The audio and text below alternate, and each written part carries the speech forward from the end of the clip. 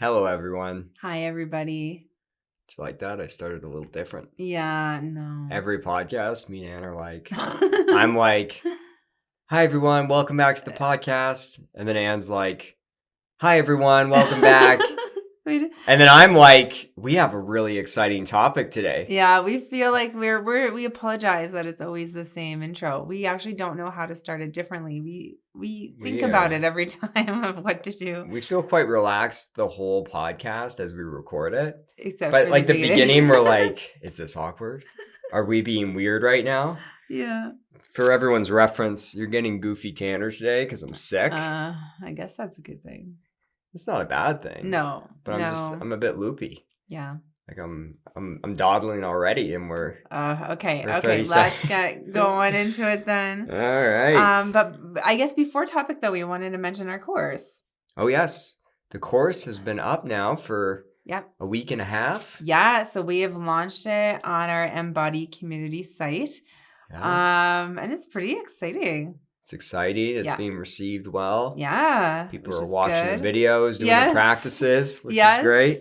Again, I just like to put out there that mine are the best. But Your practices are the best. Yeah. But we're super excited that this is out there and available, and that people are interested and people are using it. So that's why we created it, to kind of create a program that people can walk through on their own. Exactly. Yeah. So it's pretty cool. So now, a little bit of education, actually, that we took from the course. Okay. This is another 2-part series. Yes. Tanner is really into the 2-part series. Here So is Alex. Alex Klassen, our producer, he loves the 2-part series. Every time I'm like, hey, man, we're doing another 2-part series, he's like, oh, I'm so excited. He's excited about the 2-parters. Okay, so explain what is this part 1 then today. So this 2-part series is on pain and symptom flares. And part 1 is 4 main causes of pain and symptom flares. Yeah. And one thing I want to say, like, I know we've talked about pain flares before on this podcast, but it's an important thing to keep learning about, keep revisiting, and actually keep kind of lessening fear around. So it's important to kind of have this topic in the mix again. Yeah. So in this part, we're going to talk about kind of the 4 main causes that we see. Yeah. In the next part, we're going to tell people, what do you actually do about it? How do you handle them? How usually the 2-parters go. Yeah. Good work, Tanner. Exactly. Yeah. It's well thought out. Yeah. So, as our nervous system becomes more regulated. Yeah. We retrain our brain. We change our thoughts and beliefs about our body. For a lot of people, their pain and symptoms start to reduce. Yes, that's the hope when we do the brain retraining. That's the goal here. That's why you're all listening to this podcast. Yeah. But it's important to know that healing is not a straight line. No. And I think everyone that I meet, I have that conversation with them, that it's not a straight line. And it can be it can feel like a bit of a blow when we experience it not being a straight line at first. I think that's what it is people hear this. I heard it. Yeah. But then all of a sudden when you have a flare, it's like you really need to hear it. Because you're like, what is happening? This is awful. Because they are. Pain and symptom flares. They're terrible. Yeah. So it makes sense that, like, if you're doing this work and maybe starting to see some results, and then there's this pain flare, to feel really thrown for a loop and feel really overwhelmed. And again, it's like what we know and learned. It's so hard to access that in the flare because it's a difficult thing. Well, exactly. And when we have a flare, we just become very dysregulated naturally. Yes. And so it can take a lot of work. Yeah. Now, it's just normal to know that you're not going to heal. Like, it's not possible to heal and not have a pain flare. Why is that, do you think? It's just, Alan Gordon talks about it. Your brain, it doesn't really go down without a fight. Like, you're trying to change something that's been wired into your brain and nervous system. And it's not going to be smooth sailing. Lots of people can heal. I believe that. Yeah. But it's going to be a little bit bumpy. So let's dive into the 4 main causes of pain and symptom flares. Okay. Number 1, conditioned responses. Yes, for sure. Yeah, we talk about this a lot. Yeah. When we have chronic pain, chronic symptoms, our brain constantly is making associations. It's an association making machine. This is what it does. And it starts to make associations between what conditions, such as movements, positions, foods, time of day, days of the week, and what can increase or decrease our pain and symptoms. Yeah. So it basically links the two together. Yes. It links these conditions together. The problem is that, unfortunately, with neuroplastic symptoms, the condition responses are inaccurate. They're not correct. And when I learned about this when I was first healing, it was really exciting. Yeah. Because I always assumed walking equals back pain. Moving my arms certain ways equals shoulder pain. Yeah. Like I was so convinced of that connection. But part of mind body healing is starting to understand what are my condition responses? What are the things that have been linked to my pain or symptoms? Because we want to break these over time. Yes. We have another 2-part series in the past that we did on, the rule book and breaking the rules or condition responses. People can go back and listen to that. But a big part of why pain and symptom flares occur is these condition responses. Right. And it doesn't mean that progress isn't still being made. So I always really let people know if flares are happening, you're not backtracking. Progress is still being made and we can work with the pain flare. But that's right. You might be coming up against all these different condition responses that now need kind of challenging or breaking, which means pain will flare at those times. So whether you're doing the graded exposure work intentionally or unintentionally, your brain runs into a condition that it's labeled. Yes. It's likely it's going to produce some of that. Totally. And it's almost a signal that it's like, okay, work is to be done here. Yeah. Can I recognize why the flare is happening, what the condition response is, and how to create safety with that? Mm-hmm. And part of the reason we're talking about these 4 main reasons pain and symptom flares occur is awareness is power here. Like we need to have awareness of what's triggering me right now, what's triggering my symptoms. And so one thing that I was really on the lookout for, and I tell my clients to be on the lookout for, is what condition maybe your brain is viewing as dangerous and trying to protect you from. It doesn't mean that we can't slowly approach it and unlearn that, but it's really important to see that connection because otherwise we feel kind of lost. We're like, this has happened randomly. Yeah. We don't really know the reason. It can induce a lot of fear and frustration. Yeah. So just be on the lookout next time you have a flare. For any of the listeners looking for, what are the conditions that maybe my brain feels unsafe with right now? Totally.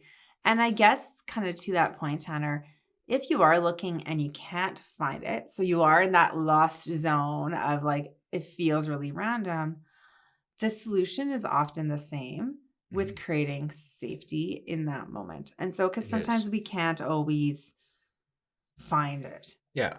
So it's like, look and then move to safety. Yeah. And how you move to safety, and we'll talk about this in part 2, is going to depending on what 4 of these reasons kind of triggered your symptoms. Right. Like there's a little bit of variation in how you might choose to respond.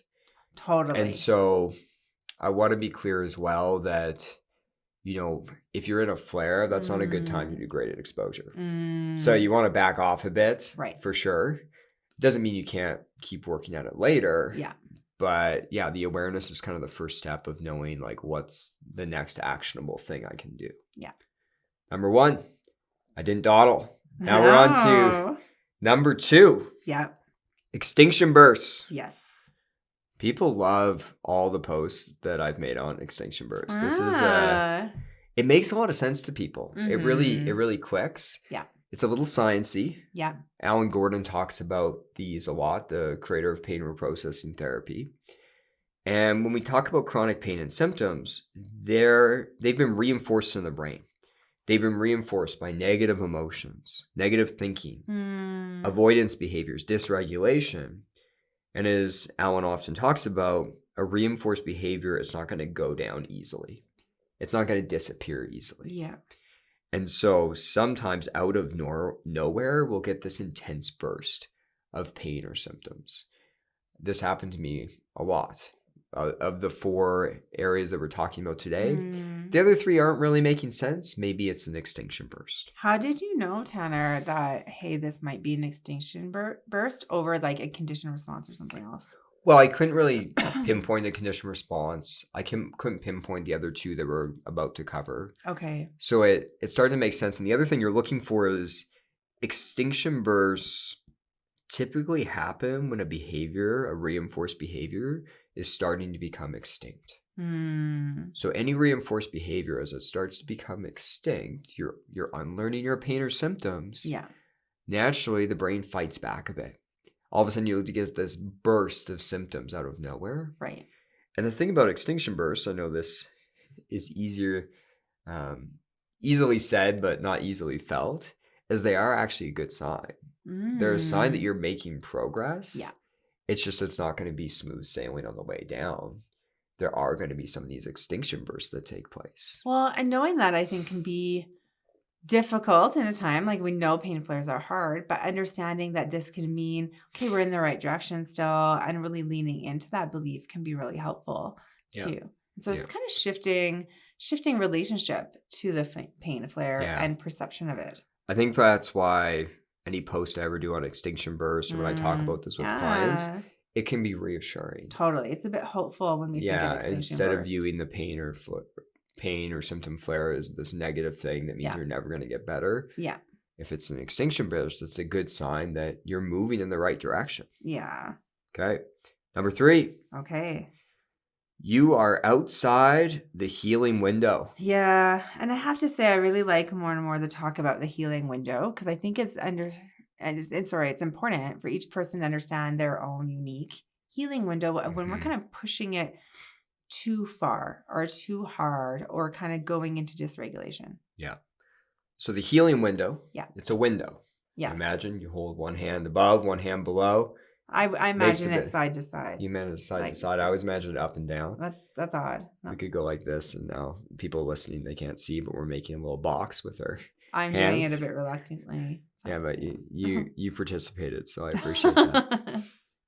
Anyways, whether it's side to side or up and down, it's a window. Yes. And within the window, it's not going to be comfortable. Like, you're dealing with a level of uncomfortable sensations. This could be pain or symptoms like we're talking about today. Yeah. Could also be emotions, dysregulation. It's uncomfortable, the sensations you're attending to. But when you're within the healing window, you can tolerate sitting with it. So that's right. So when we think of exposure, we want exposure to symptoms. We want exposure to discomfort with symptoms. But that's right. We don't want it to feel completely out of control and like we're really terrified. And that's why when people are doing somatic tracking or somatic work with emotions or dysregulation, you want to make sure you're staying within the healing window. Yeah. Now, over time, as you practice playing in that zone, it'll expand. Yes. Like, that's the hope. For example, like, I can tolerate sitting with a pretty high level of anxiety in my body. Yeah. And feel actually okay. Like, it feels uncomfortable, but it feels safe. Is that because you've had exposure built up over time? I've used somatic work to give myself little doses of anxiety, and I'm able to tolerate a larger amount of it now. Can we talk about the healing window also with like exposure and activity? Because I think that is another window that people need to be aware of in terms of like, okay, I'm exposing my symptom, I'm exposing to my activity, but not maybe going overboard with the activity. Well, I think that's what it is people become overzealous. Yeah. And then all of a sudden they're approaching activity where they haven't done the smaller exposures beforehand. And then they face like an overwhelming amount of fear, and then they get intense pain and symptoms. Yes. This is a thing that happens, and a sign that you're outside of that healing window is you all of a sudden move very quickly into fight, flight, freeze, or shutdown. Yeah.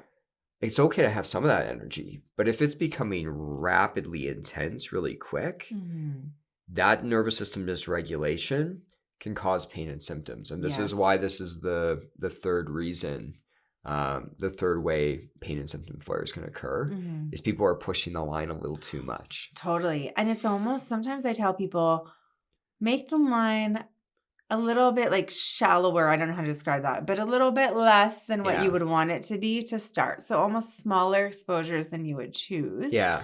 And then make it a bit bigger instead of overshooting it and doing too much too soon. Like if people are just starting with this, with any sensation, with any activity, I don't want people to go too slow, but you do need to make sure you're not overshooting because you likely will get a pain or symptom flare at that point. Yeah, for sure. Okay, we're moving right along. Yeah. Look at us go. Good Number job. 4. Okay. Difficult emotions or nervous system dysregulation. Yeah. When, a flare occurs, it helps to question if any difficult emotion or dysregulation was occurring before or as the flare was beginning. Yes. Lots of people know this idea, but when we lack an awareness and relationship with our body, we lack insight and awareness of our emotions, of our nervous system. And so it's really easy to miss this. Yes. I had to really train myself to almost, in Dr. Schubiner's training, they talk about this, like walk it back. Like when your pain or symptom increased rapidly, walk it back a day, an hour, kind of like what happened, a week, yeah, like what was taking place emotionally, nervous system wise.